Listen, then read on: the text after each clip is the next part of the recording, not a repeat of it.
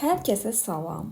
Bu videoda sizlərə şifon biskvitini necə hazırladığımı təqdim etmək istəyirəm. İlk öncə qaba 4 SO tərkibli yumurtanı əlavə edirəm. Qeyd edim ki, yumurtalar otaq temperaturunda olmalıdır. Yumurtaları sındırdıqdan sonra qaba şəkər tozu əlavə edirəm.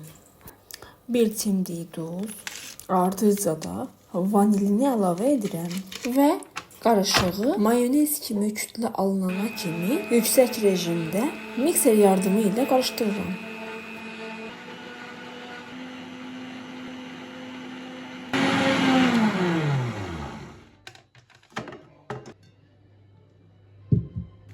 Quru məhsullar, un, nişasta və qabartma tozunu birləşdirirəm. Onu da qeyd edim ki, istifadə etdiyim nişasta qarğıdalı nişastasıdır.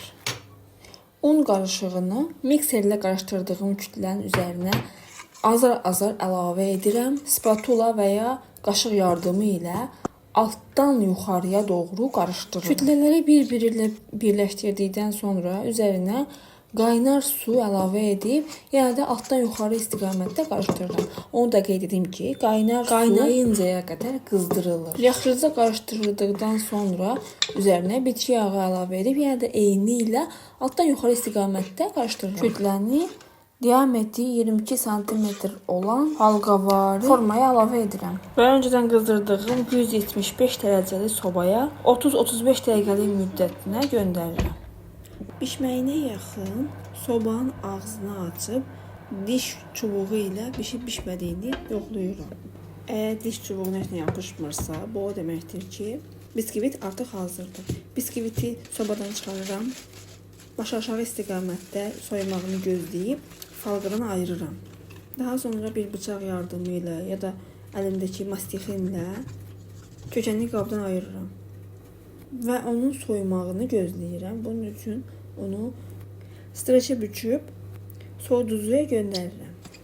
Soyuduqdan sonra kökəni hissələrə ayırmaq da rahat olacaqdır. 1 və ya 1 saat yarımdan sonra kökəni soyuducudan çıxarıb bıçaq yardımı ilə belə yüngülcə xətt atıb sap yardımı ilə kökəni istədiyim hissəyə bölürəm və mənim kökəm 2 hissəyə bölündü.